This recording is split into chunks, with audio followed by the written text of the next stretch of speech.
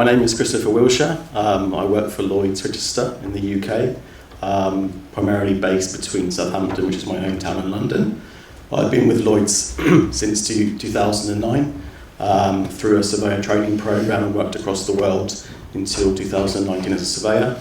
And then since then I've been predominantly on the dark side in the sort of commercial domain, working with our clients, working with stakeholders across the industry to keep ships moving around the world safely.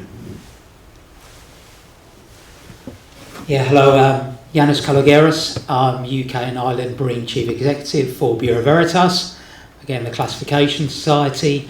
I've been with BV now for 25 years in numerous roles, from back office to surveying, not only existing ships but new construction, and then moved into a commercial role in our head office in Paris. And then now I've been for 10 years Chief Executive here in the UK, and yeah, day-to-day running of the business, which I think Chris will probably vouch for, is heavily focused on the decarbonisation and making ships more environmentally efficient, and the myriad of regulations that are being thrown at us and the industry. Hello, I'm Önder Canblat. I'm currently advising one of the IMO delegates, and my career started like almost 15 years ago. So I did my kind of study first and moved to UK for my PhD studies. I completed from Strathclyde, which is the largest in the Europe as a kind of maritime-oriented studies. So then headhunted from UK Chamber of Shipping, where my IMO involvement start. So first joined the UK delegation for the environmental regulation side. Then they joined the Turkish delegation as an advisory. Right now I'm also advising one of the company based in Aberdeen for the net zero targets for the especially for ports and operating bodies. Yeah, thank you. Wonderful. Wonderful. Thank you very much for introducing yourself, gentlemen. So, obviously, like I say, we've heard a lot over the last couple of days about regulation, people's headaches with it, people's arguments for it, people's arguments against it. So, my first question for you is, have we gone too far too soon with regulation and setting unachievable targets in the rush to decarbonise both by net zero by 2030 and total zero by 2050? Has it been a case of more haste and less speed? And I'm going to start with Chris. Thank you. I think to the point around taking the first part of the question around targets and their achievability, I think it's important that as a shipping organisation, we've established what our targets are, whether they're achievable or not, to be determined, of course, but it's important that you have something to aim for, something for stakeholders to buy into and to aim for, and you need to have a mechanism from which you can try and measure against to see how quickly you're getting towards your target and to know when you're not reaching your target. To the second part of the question, in terms of haste and speed. Yes, I think me and Yanis both work for safety organisations, and safety is kind of our bread and butter. And my own personal perspective is that we should be focusing on safety over speed. We should try and make sure that we make incremental steps and keep our safe seafarers and wider society safe. And then learn from those first vessels and then build from there. I think that's the most important approach that we should take, to keep everyone safe, but the industry is still moving forward. Excellent. We move on to Yanis. Your take on this? Okay, yeah, I mean, I think probably echoing a lot of what Chris has said. I think we could argue about whether the targets are unachievable or not. They are targets. There is no penalty for not achieving them. We could maybe set other targets. Are they achievable or not? Well, again, that's a question we would then be asking ourselves. I think as an industry, we definitely have to say it is important that we set targets. We strive to achieve them. We do as much as we can to achieve them. If you don't have targets, no one will do anything. The regulation, I think, yes, definitely how regulation is being implemented, maybe the haste of them, can certainly be questioned. I think there are two issues here. I think one is generally the fact that we are a global industry, and how do you regulate a global industry when there is a huge amount of local regulations being implemented, such as from the EU, which is driving certain parts of the industry, shipping, to actually decarbonise or change the way they operate.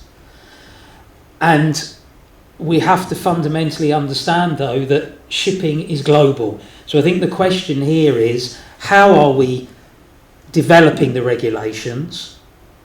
Should we think more about, spending more time ensuring they are correct before enforcing them, but also understanding as a business we are being driven, and as an industry being driven by factors that actually are very hard to control from shipping. The EU, I think, as many as it is a law unto themselves, frankly. But then we have the EU, we have US regulations, we will have regulations in China, making things very, very difficult as an industry to manage, because we can't do it. We cannot do nothing. We have to do something. And I think the problem is we are moving very quickly, sometimes too quickly, but maybe are being forced to do that because we don't do anything.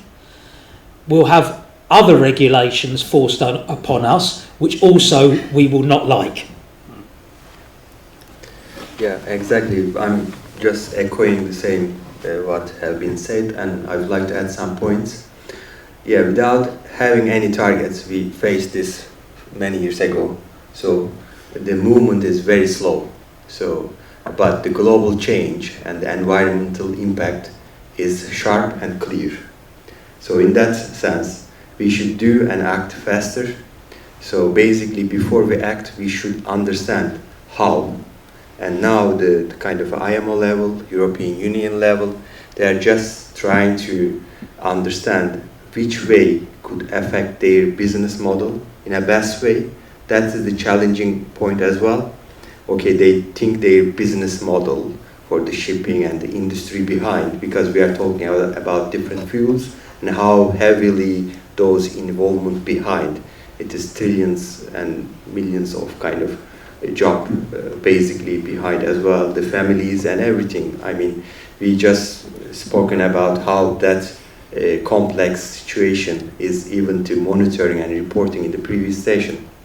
Imagine just we are just trying to highlight all safety regulation and the specific ship-based regulation for each fuel type. So basically, I think we are doing kind of good enough, but at the moment, but it should be faster more in the following year, because we already digest what could happen in each scenario.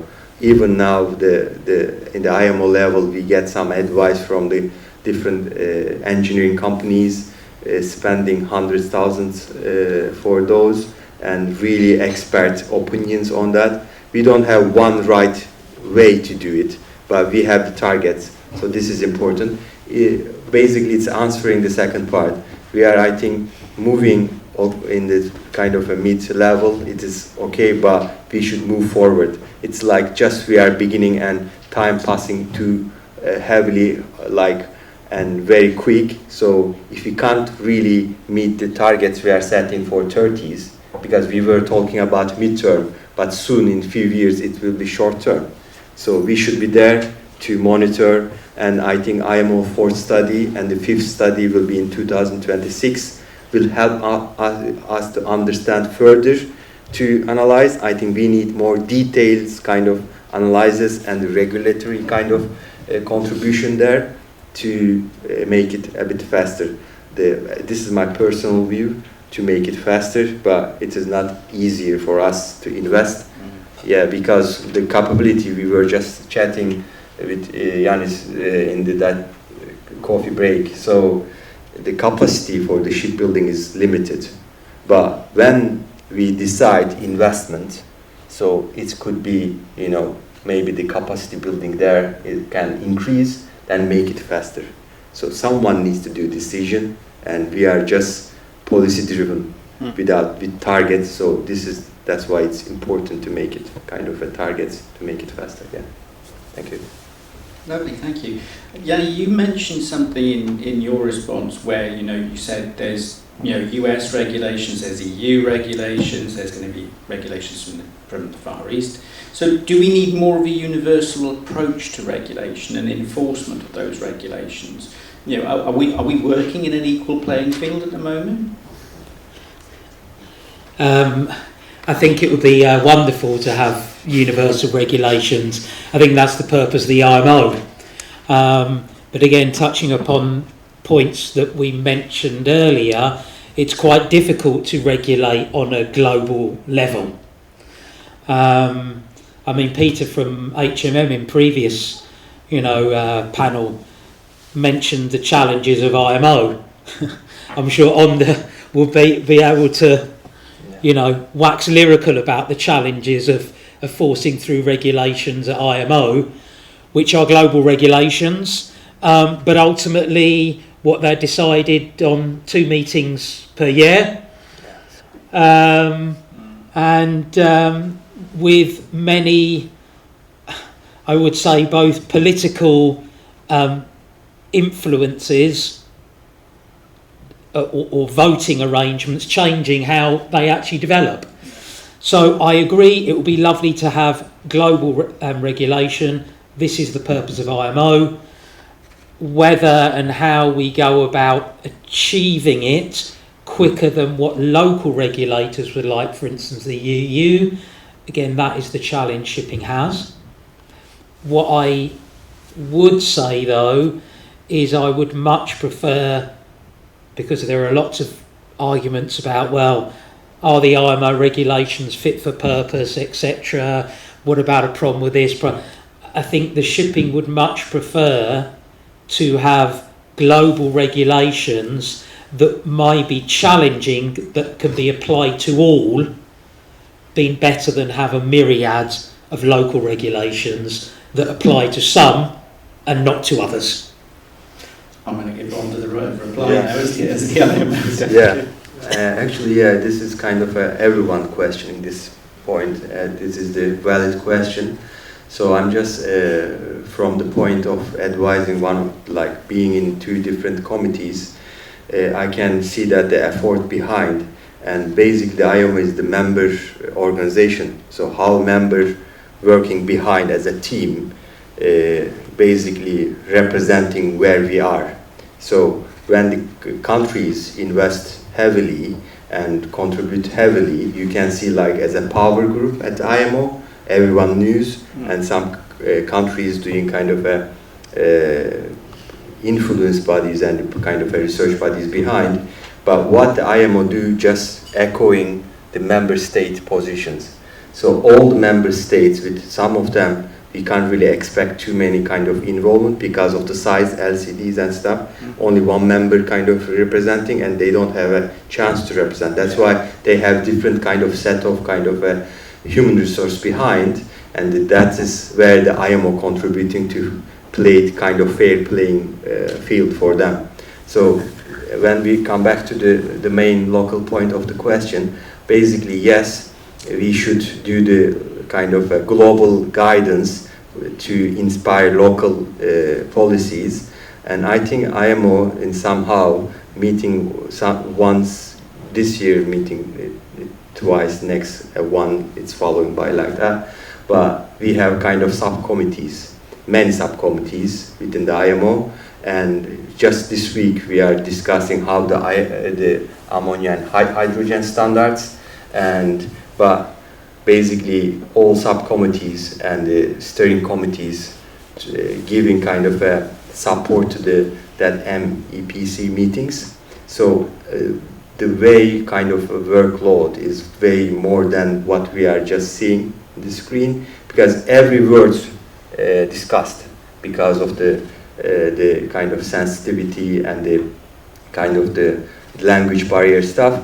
So basically, yes, we are just have some challenges at the IMO level, but there are kind of the way we can improve, and everyone can contribute it as a country level and company level, I guess, to make that one faster. As an example, there are many kind of projects ongoing.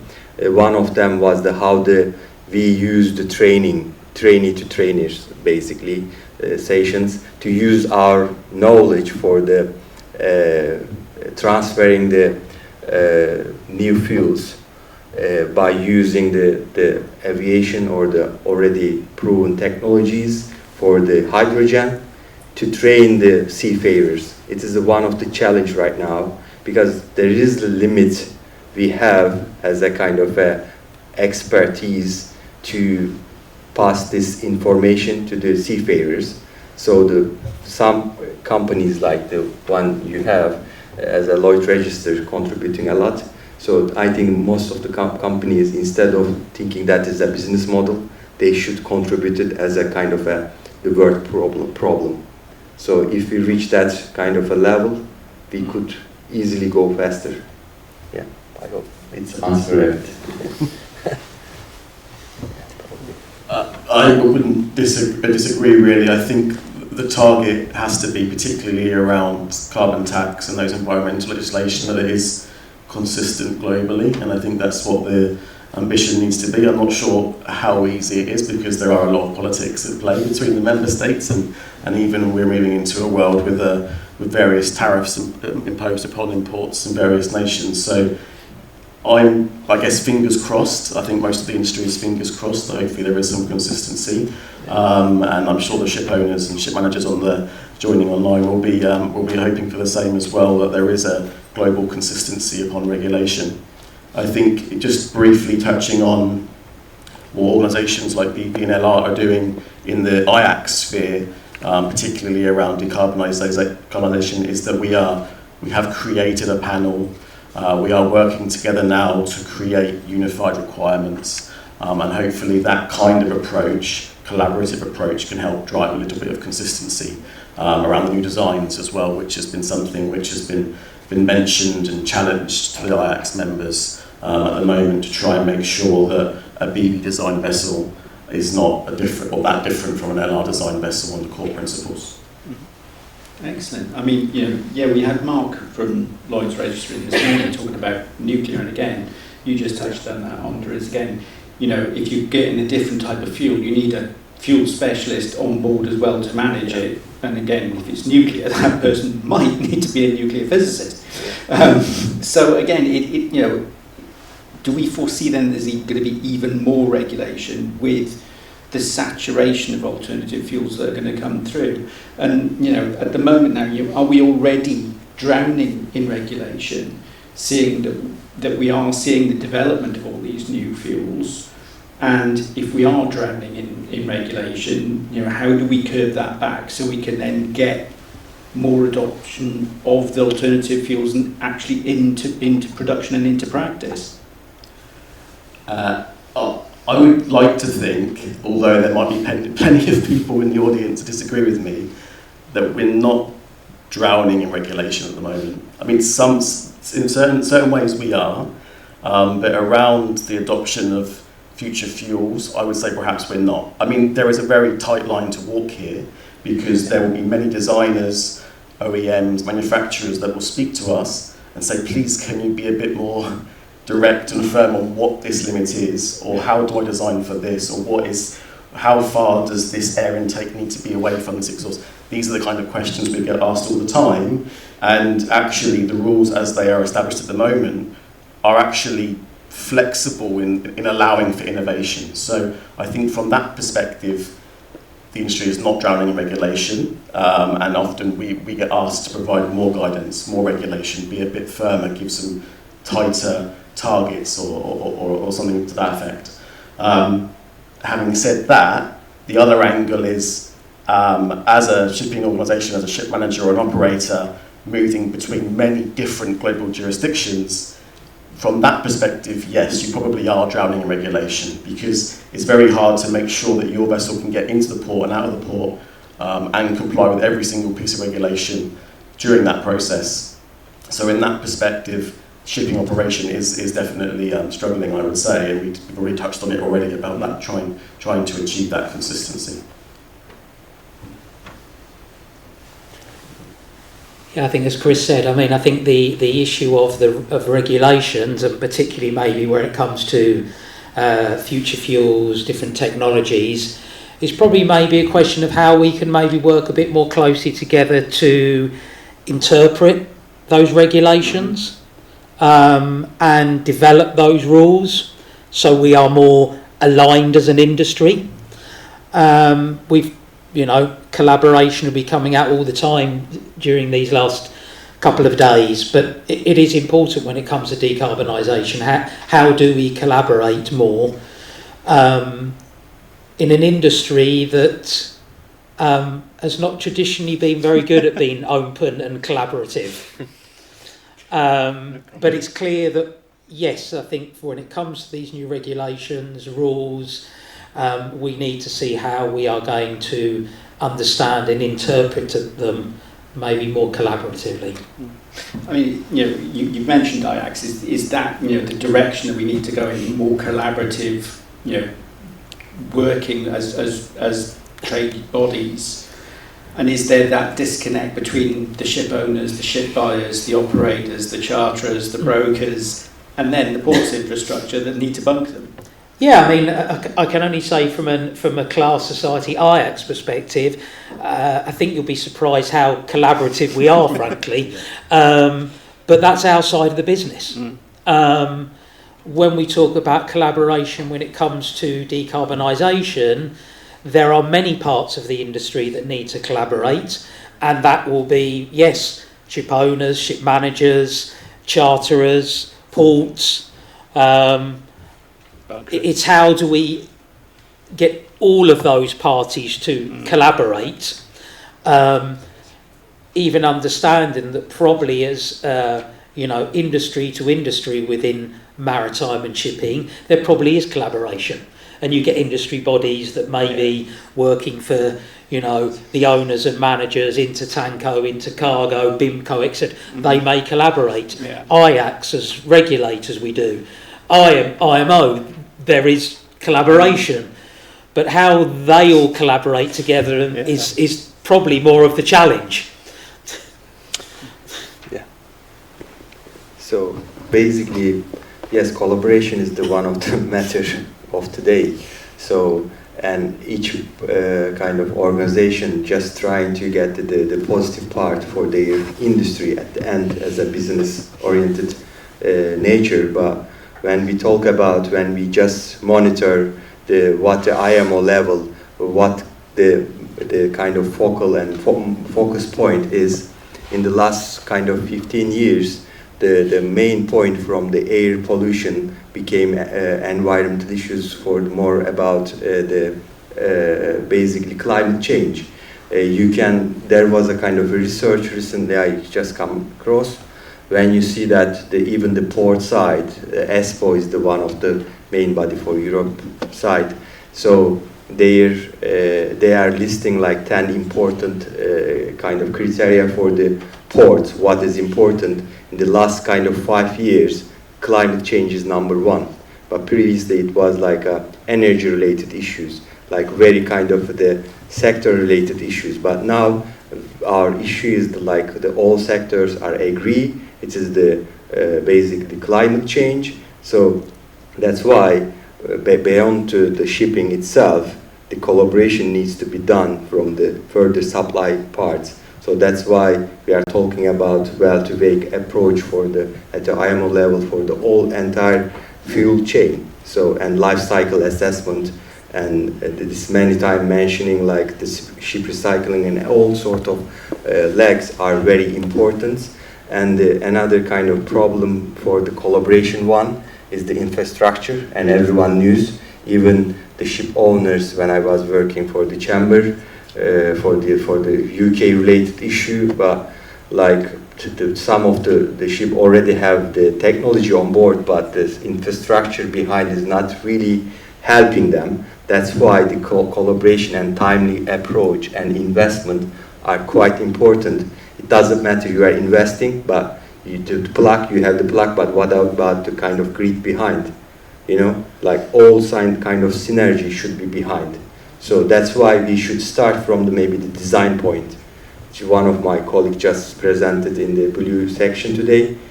Even the design itself can be more kind of, variety of design we can do, instead of just focusing on the traditional way we are designing. So all the collaboration needs to be there, but we need to kind of create a playing ground for that. Thank you very much. I'm just conscious of time, so I'm going to ask a very quick fire last question to each of you, which is, which piece of regulation would you like to get rid of, and which would you like to see introduced? And then you can go and have a cup of tea. Yeah. Okay. Thanks. Thanks for that. This isn't contractually binding. Well, I think the piece of regulation that needs the most improvement at the moment is probably CII, and that's underway. Andrew probably will help us update us on that momentarily, and that's good news because it's not quite effective at the moment, and probably it's not a fair reflection on some vessels or owners that have made efforts. So there needs to be some improvements there in how it's measured and reported, and corrections that are made, and I'm sure that will come. So that's one piece of regulation. Perhaps we don't need to scrap it. It needs to be improved, and then it probably needs to be improved with some sort of firepower that means that it can be enforced, and there is some form of something that encourages owners to really drive for the A's and B's. A personal, as a surveyor and having worked with seafarers for a long time, I'd like to see the procedures and the instructions that we give to our seafarers improve.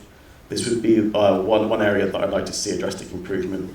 We often have regulation now which drives the production of a manual, which is hundreds and hundreds of pages long, which sits in a cupboard somewhere and is not utilised. Ships are going to become more complicated, and the seafarers are going to have increased burdens on them, and they need to have better usable instructions so that they stay safe. So I'd like to see make sure that in future regulations that we start to see that come through, and we can drive tools and guidance materials that work well for our seafarers.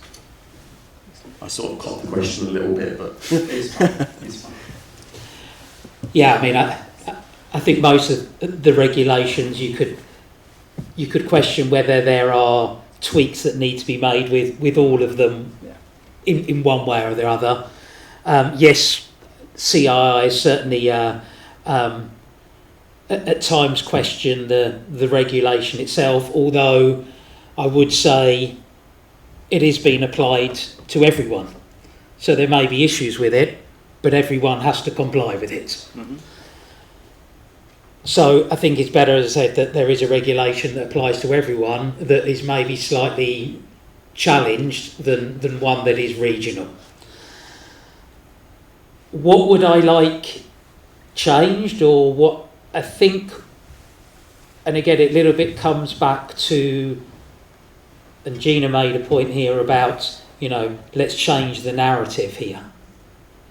I think we see too many parts of the industry, and I understand that, it's a business, asking themselves, look how much it's costing me to decarbonise. Yeah, the bean counting. Why don't we look at regulations? And again, I'm going to say EU ETS, while not perfect and while very much local, if IMO could develop something more along those lines, that it would be easier for someone to say, a ship owner to say, what is it going to cost me not to decarbonise?